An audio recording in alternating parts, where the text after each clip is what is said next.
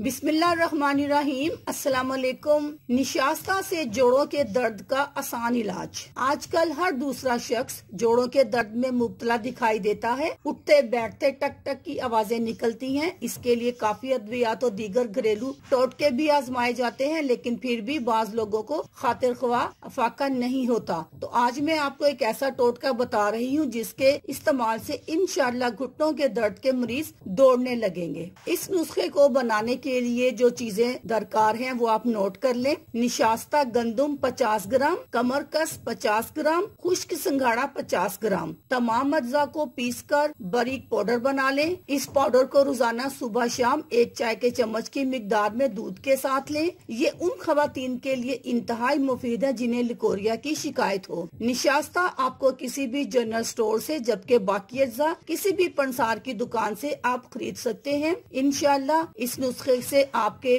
कमर दर्द और घुटनों के दर्द को बहुत अफाका होगा। अल्लाह हाफिज।